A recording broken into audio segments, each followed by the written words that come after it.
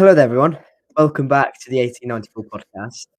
We are here after the Sheffield Wednesday game to talk about Bristol City's win against the Owls, but also to talk about, well, the elephant in the room, and that is Liam Manning, and that is Bristol City look to appoint Oxford United's manager, Liam Manning.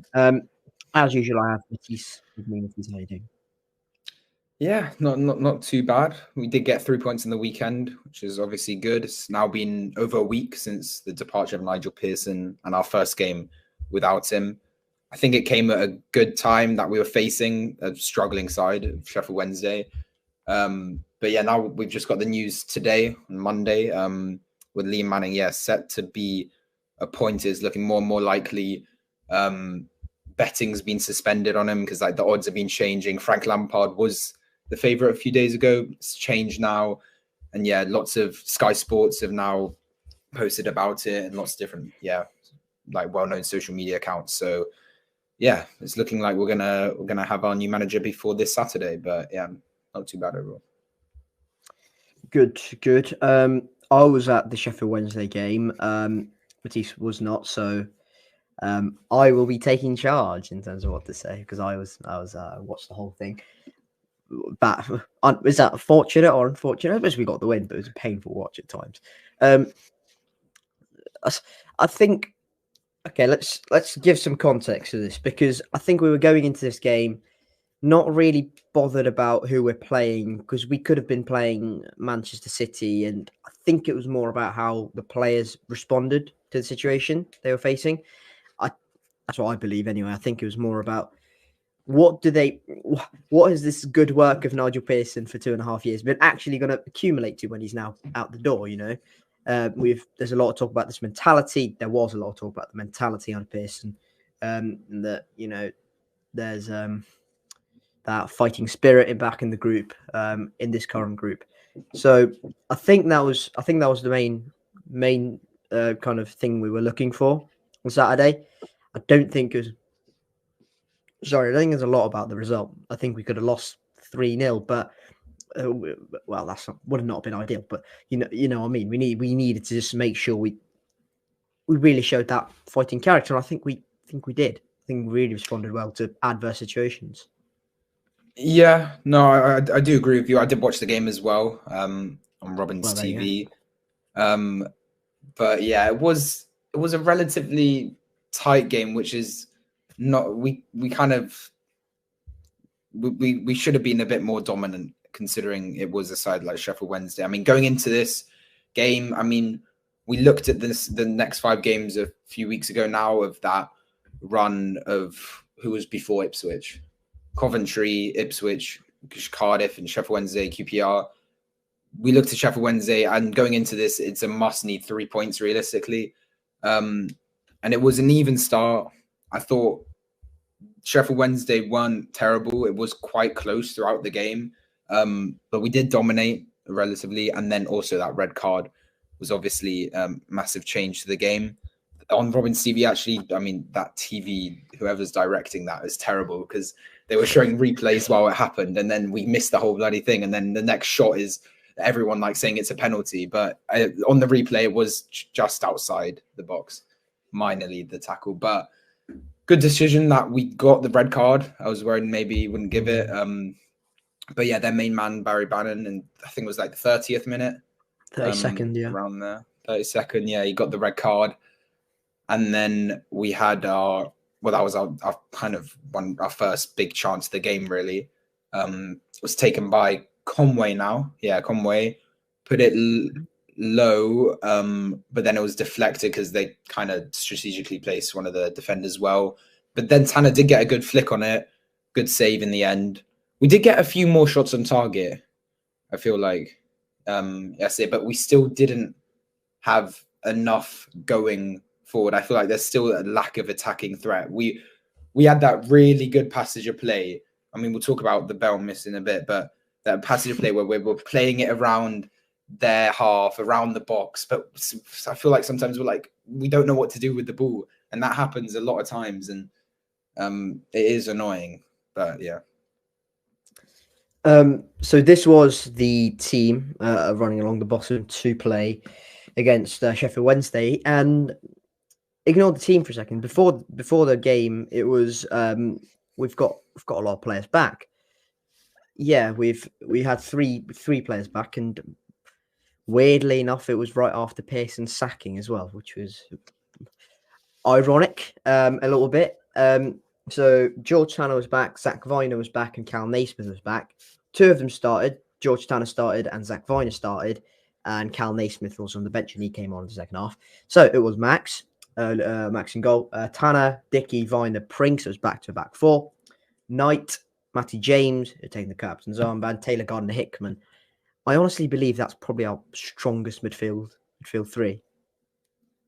I'd agree as well. I mean, Joe Williams was on some good run of form before his injury, but Taylor Gardner has been great for us. He got pick of the match, side of pick of the match for the game. I thought he was great as well. And yeah, getting those three players back, and obviously those two going into the defense, because that was a massive problem, obviously, for us.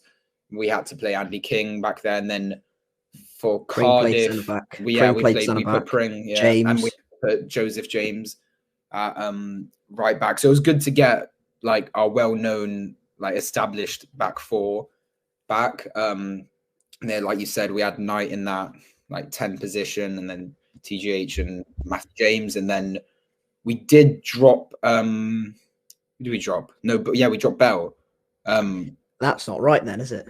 Because we had Conway up top, and we had Sykes on the right, and then Vyman off the left, because that was the one maybe change that some people might have said Bell instead of Vyman, but yeah, Vyman did start ahead of him, and then Bell came in the second half. I'm not exactly sure when, but yeah, it was good to get those players back. Obviously, still have quite a few injuries out, but at least those like kind of main characters, Viner, very important, and that defensive like structure was definitely needed.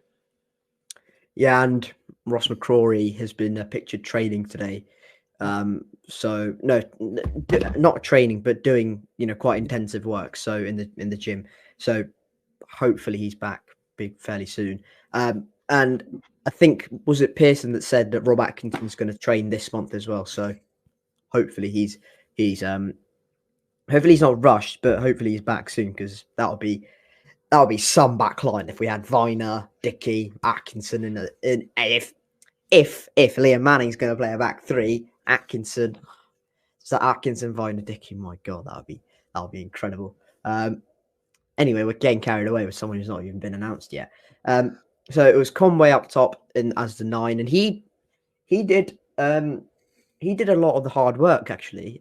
He was dropping in quite a lot, especially in the first half. He was dropping in quite a lot, getting on the ball in that kind of 10 position, allowing Jason Knight to get forward. Andy Vyman was making runs. Sykes just kind of pushed back a little bit when I thought that was a bit weird.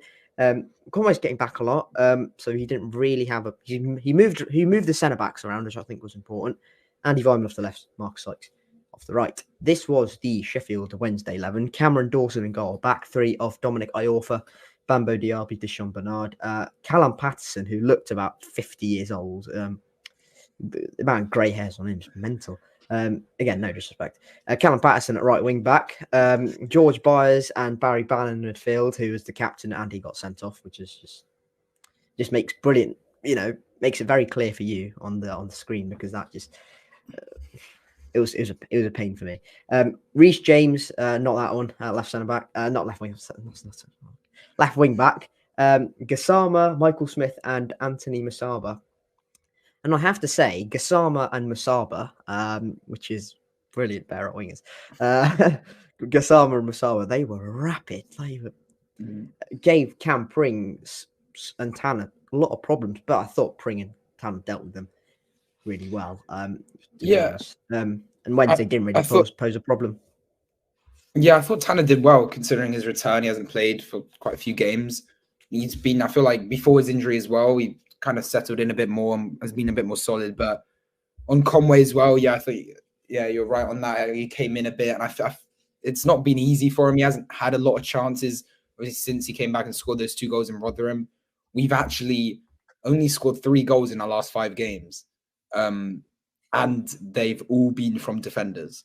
So it's not great because we had the Naismith header in against Leeds, then Dickey, Coventry, and Dickey again. So Dickey with 2 goals and 2 big wins against Coventry and Sheffield Wednesday. But it's not been easy for Conway. Did have a couple more chances, obviously, in that second half where we played round Sheffield Wednesday. We were there for it felt like 2-3 minutes. We were just passing it round and then finally created that opening. But yeah, also, Reece James is actually Matty James's brother. Yeah. I would have. I knew that, but I just didn't realize. I just didn't realize he was going to play, and I was like, I didn't make that connection. I knew they were brothers. I just didn't make the connection. Just very quickly, sorry. Millwall have announced their new head coach, Joe Edwards. So it doesn't really matter now because we know who's going to be the next Bristol City manager. But still, that's another one gone. That's another job. We're the only club now that's not announced a manager. There you go. But yes, I thought Tano was really good. He was kind of a little bit quiet, but I thought that was very, very solid game to come back into. And I thought Viner was exceptional again. And I thought Viner, having Viner alongside him meant Rob Dickey got the ball a lot more, progressed up the pitch a lot more, got the ball into dangerous areas. A few times in the first half, especially. First half especially. He got the ball and just ran to the halfway line and nearly poked a few balls through. So, and I'm thinking to myself, well, if he does that even once a game, that's brilliant because then we've got a centre back who's also able to create chances alongside our midfielders and our wingers. So that's really good. And I think Hal Naismith's also equally good at that. He's also equally good on the ball and very good technically. So that was positive, and I think I thought Tyler was really good. So Barry Bannon is sent off on 32, and up until this point I'm going, what are we doing? Because we've just not been in the game at all. I don't know what you thought from watching it on a stream, but I didn't think we were really. I thought we were horrendous considering the opposition we were playing. Yeah, definitely. Like, as I said, going into this game, it was a must-need 3 points, and the way we started, it was a bit, again, lackluster. We didn't create many chances. They actually had probably the best chance in that first half. It went through, I think, and then Dickey got completely sent. But then Tilligan-Hicken came in with a massive tackle at the end to put it out. It was just it was before the red card. Just like near the 6-yard box. It definitely happened, but I can't remember it. It definitely it'll be on the highlights somewhere, but it was poor. But when that red card came, that was kind of a little bit of a get out of jail free card. I thought it's massive because now being a man up is a massive help, especially against Sheffield Wednesday, and especially the player that got sent off as well. Bannon is very crucial to Sheffield Wednesday, and he's brilliant in the midfield. So to get that was good. Bit unlucky just outside the box, but at the end of the day, it didn't matter. They went down 10 men. Then I think that it was half time. Then nothing much happened. I don't think. So let's talk about the red card first of all. So Jason Knight robs Cameron Dawson. So no, he doesn't rob him. Cameron Dawson tries to play ball, the goalkeeper for Sheffield Wednesday, tries to play ball into Bannon's path. It's a hospital ball. It's really bad. And Knight nicks in, gets away. Obviously, the centre backs for Sheffield Wednesday are not expecting it because they're not expecting him to give the ball straight to the opposition. So they're kind of split apart.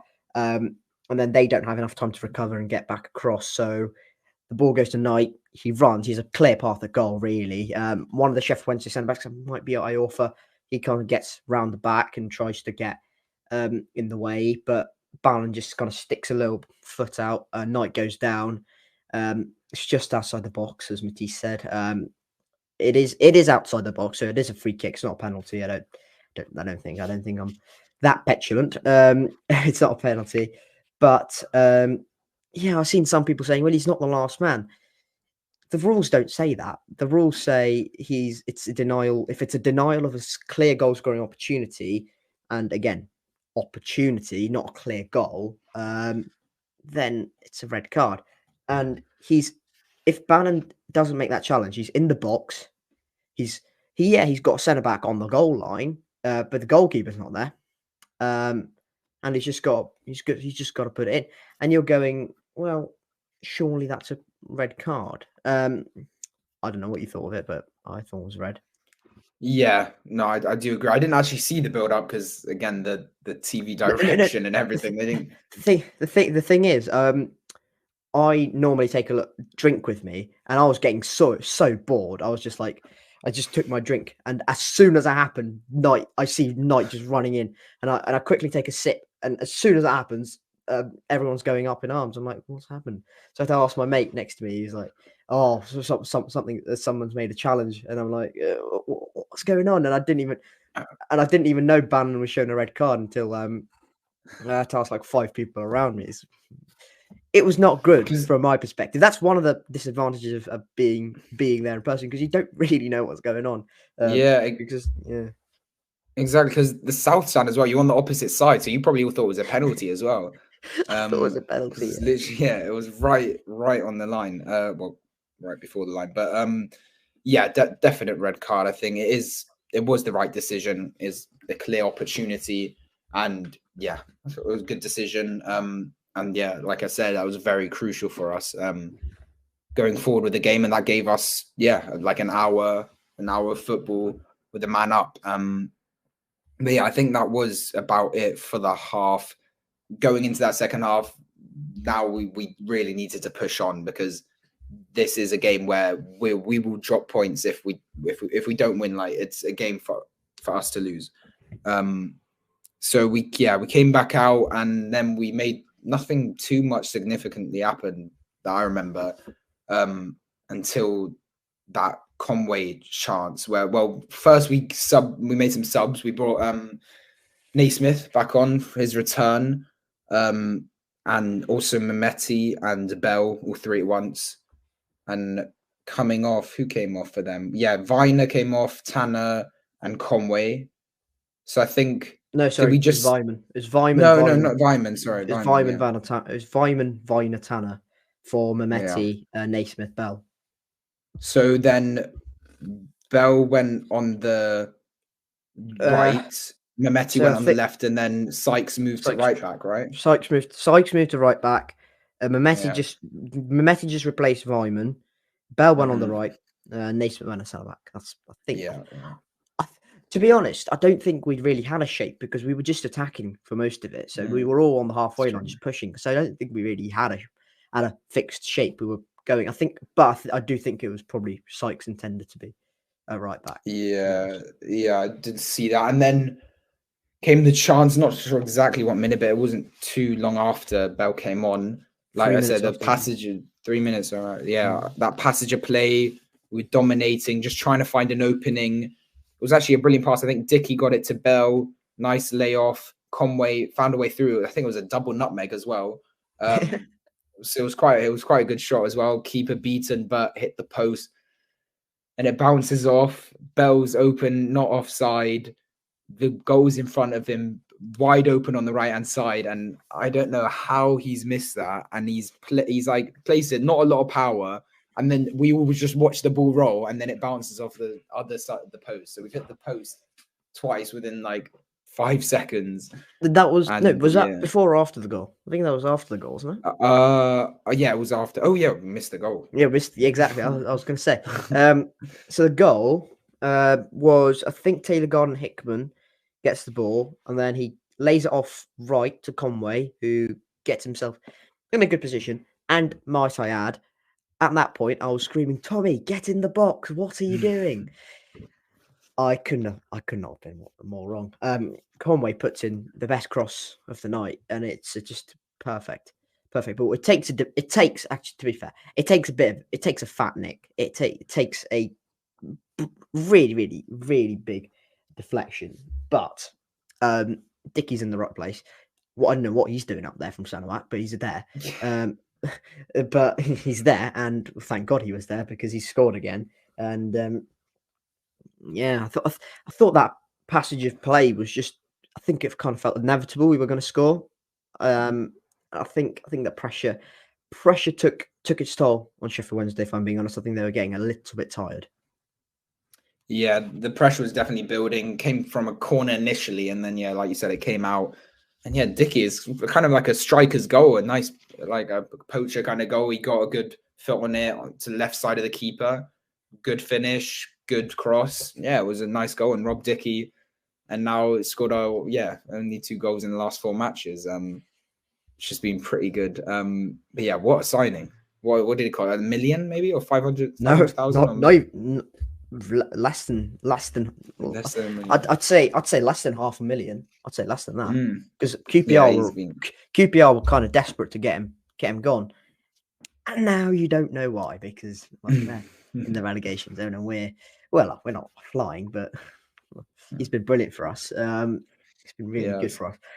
At first, in his first few games, I was like, I'm a bit unconvinced because he kind of looked uncomfortable on the ball. He was playing on the left-hand side of defence. Sorry about that. He's playing on the left-hand side of defence.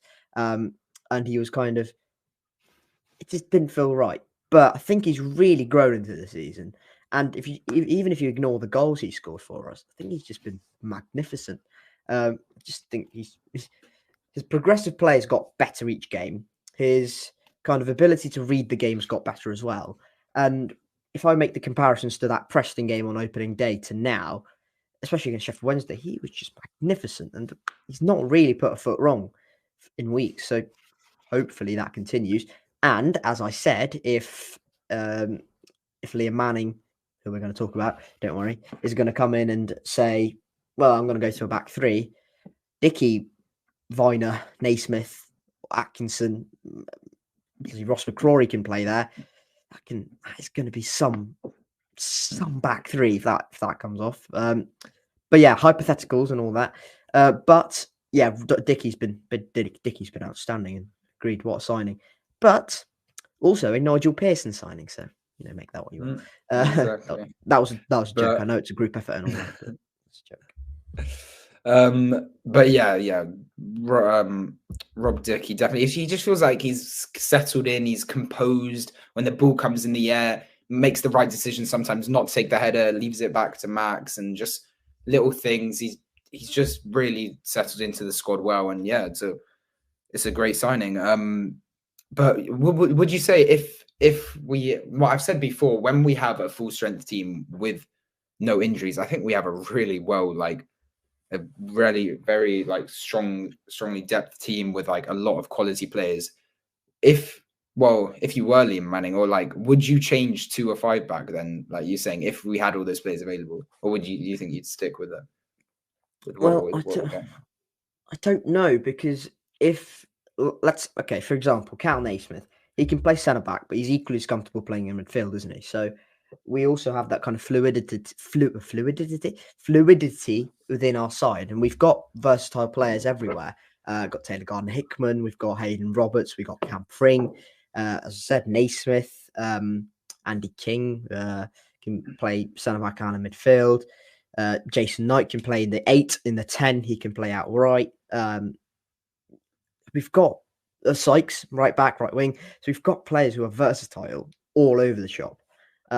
So if we are going to start with a 3 at the back, then I think that also raises the question: are we going to be fluid? Is in possession? Are we going to move to a 4 at the back? Are we going to push Naismith in the midfield, or so whoever's going to play there? It's a new signing or something. Is he going to push in the midfield? I'm not sure I would switch to 5 at the back right now. I think I'd probably give it a little bit of time, because these players, let's be honest, these players for a while have been used to that 4 at the back and also play just considerably better in a 4 at the back. Coventry at home, we started off with a 5-3-2, tried to match them up with injuries. Yeah, we were lacking a bit of quality, but just didn't click, did it? We were just lacking a lot out wide. It felt a bit disjointed. It felt like 3 separate compartments and they were not working together. So for now, I'd stick with a 4 at the back. Maybe slowly start, using 5 at the back if possible. depending on where we are. If we're kind of petering out towards the end of the season, maybe I'd switch to a 5 at the back just to give it a bit of time to kind of go into that side. But for now, I'd stick with a 4. But if that's what, but again, if Liam Manning does prefer with a 3 at the back, which he has played for a while to be as well, just to add, he has also played with a 4 at the back for a bit of his career, then I'd stick with that because I think that's just suits the squad a lot better than a 5 at the back. If that makes sense. Yeah, no, I'd agree with you right now, but yeah, it can always change through the long term. But yeah, so that was the goal that put us 1-0 up, and then we kind of did it in a bit of a strange order. But then we go back to that chance of Conway and Bell and that miss, which was massive because. Can I just say, I was in the south stand, so I was right in front of it, and as soon as Conway hits the post, you're going, "Oh, Sam Bell's offside. Don't be offside." And I look at the linesman for a second and go back. Doesn't put the flag up, and it's just how do you miss from that? It's harder to miss, literally harder to miss. Sometimes I wonder, just like I play for a football club as well. I had a game yesterday. We actually play the same formation as Bristol City, little 4-3-2. 4-2-3-1. I was at striker as well. I missed a relative easy chance, but then you look at like Sam Bell, and then I don't know if you've seen the Darwin Nunez miss against Luton, and also he had a miss the week before. And like, these are professional football players. Like, yeah, it can happen a couple times. I mean, Sam Bell hasn't missed too many. But yeah, you just have to be finishing those. I mean, it's like really clear there. And that just made it so much more nicer, wouldn't it, for us, wouldn't it? It's just been like, exactly. Oh, you're 2-0 up. Well, you're not under much pressure, just see this game out. But obviously, we had to make it hard for ourselves because that is what Bristol. Yeah, it's Bristol City. That's what we do. And then after that goal, we never really looked like, apart from that Sam Bell chance, we never really looked like we were really going to cause Sheffield Wednesday a lot of problems. We controlled possession, but we didn't really control possession. I think possession was kind of even after that, but they really piled the pressure on because it was kind of a no lose situation for them. If they got a point, yeah, that's a brilliant result because they're down to 10 men for 60 minutes. But if they got nothing, you're going, oh well, down to 10 men for 60 minutes. What do you expect? So they were kind of in a no lose situation after we go a goal up. So they just threw everything at it. For Sheffield Wednesday, Ashley Fletcher comes on, the striker Marvin Johnson comes on, Akin Fanwo comes on, in place of Deshaun Bernard, Musaba, and Reece James. So attacking substitutions, and honestly, I thought they were really good. To be honest, Sheffield Wednesday, even with 10 men, I thought they were good. After that, they have a chance with a free kick, which is a brilliant save from Max. Can I just say, but right at the start of the first half, before the goal, there's a massive opportunity. It's a corner kick. One of the Sheffield Wednesday centre backs gets his head on it, and Max makes a brilliant save. From where I saw, I thought it was a brilliant save. It might have been wrong, might have been just to save for the cameras, but looked like a brilliant save. And then this save is even better. It's a beautiful free kick from Volts, maybe, and he puts it right to the corner. Max sees it a bit late, gets a hand to it, punches it out, pushes it out, and it's a little bit of a bobble around and it's cleared. I thought Max was okay. I thought his distribution, especially in the first half, was abhorrent. Was really bad. He put the ball out a few times, and to be fair to him, once he made a good switch of play, and I'm going, you've got that in your locker, just use that. Don't try and kind of don't try and make silly passes or risky passes into midfield or into centre backs. If there's an obvious option, obviously go there, but if you've got ball to play, straight like that, just play that often. What are your thoughts on Max then? Because there's a lot of question marks. Yeah, great, another clean sheet, but despite those saves, kind of felt like still something missing. Yeah, I mean, we've always had this problem with Max and his distribution. And it's always disappointing when we see that. But yeah, he had a good game. I mean, at the end of the day, if you keep the ball out the back of the net and you don't concede, then it's a good day in the office. And he made a couple crucial saves, kept us in the game, which was important near the end there. Just like you said, that free kick save. But yeah, I mean, a lot of us have said we need some sort of competitiveness. I mean, we do have Stevan Bajic. He only has been given one proper game. We can see where that develops and where he can go, but he's kind of just a kind of mid-table championship goalkeeper, I'd say. And he isn't the best, but he does do the job sometimes. But I don't mind him. Right now, it doesn't really seem like we're going to sign a goalkeeper. So I think we're just going to have to stick with him. But, you know, I don't mind him too much. Looking at goals conceded, we actually have a pretty good record for the defensive wise. But then again, you look at the goals scored, and we've scored 16 and conceded 16, which is we have one of the top 5 lowest goals scored, but then we have the top 5 lowest conceded, which is something like that. And I just look now, and only 3 out of our 15 games have not been. Well, I'll rephrase that. 12 out of our 15 games have been 1 goal difference in the scoreline, which just, well, I mean, that is the championship for you, but just shows how close the games are. But yeah, goal. I've spoken about it before, but that attacking threat still kind of provides an issue. And yeah, sometimes we are poor defensively. Cardiff is that corner and sometimes marking, but it does happen. But overall, Max hasn't been the best, but he hasn't been horrendous. Like I say, he's kind of been average in my opinion. Yeah, I thought saves were crucial yesterday, but I think if a new manager's going to come in, as we said, like Liam Manning, hopefully, is going to come in, then maybe they're going to be looking for an upgrade in terms of a keeper with more ability and more technical on the ball, is more comfortable with the ball at his feet, and has the ability to play a pass into a risky situation and be able to pull it off. I think that's maybe something we look at. So I think that's the gist of it for the game. I thought we battled hard, and I think that's the most crucial thing. As I said at the start, I think sometimes the quality was a bit lacking. I think we need to move the ball a lot quicker, again, especially against 10 men. You need to move the ball quicker from side to side, tire them out, stretch them. Because a lot of the time, I was seeing Cam Pring making some really good runs down our side. And you're going, well, the ball's there. Instead of squeezing onto the right-hand side, spread the ball, spread the play, move it quickly, and then try and find a way that way. Ultimately, doesn't matter because we won the game. But just for the future, maybe we need to find a different way of, really just trying to open the door and just hammer the door down, and pile the pressure on in those scenarios. Anything else to add on the Sheffield Wednesday game before we move on to the real juicy stuff?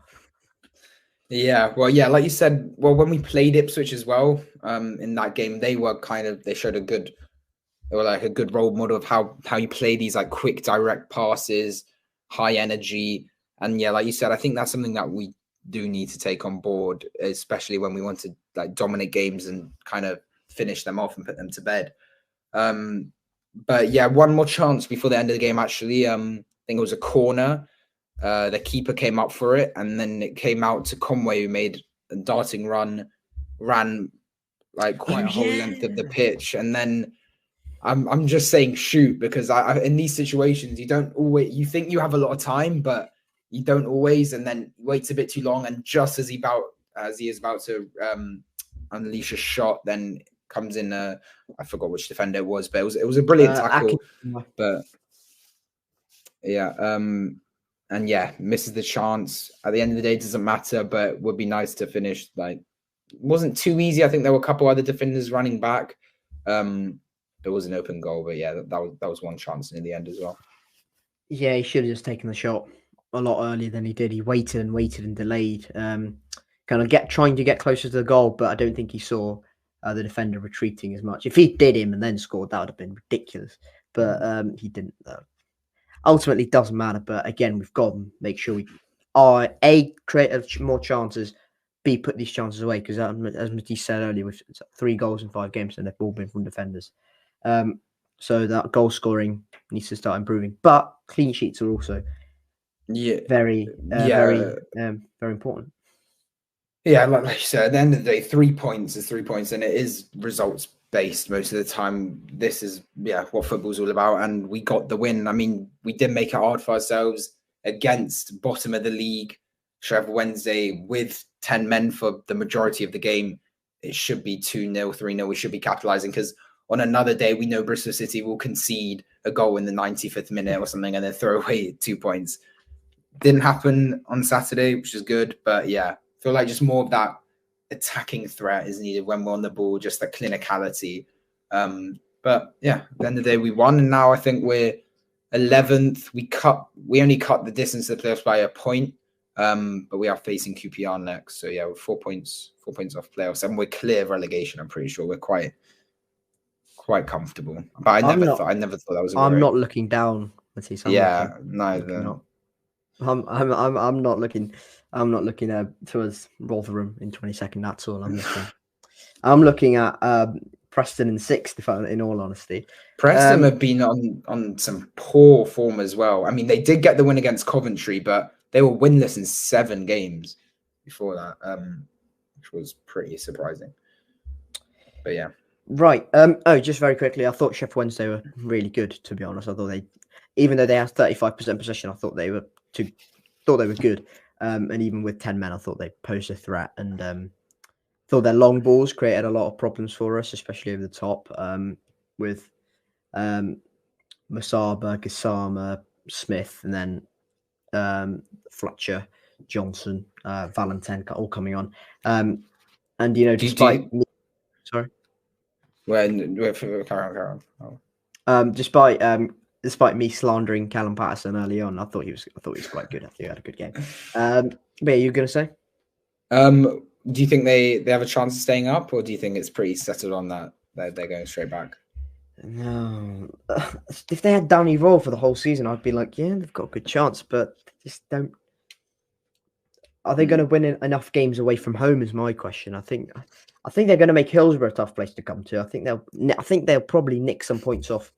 Maybe I don't know, some of the top teams up there. I think when we go to Hillsborough, I think we're going to have a bit of a struggle, to be honest. But I think they might push, but ultimately they've got too much of a gap at the moment. I think the quality's arguably there in terms of front three.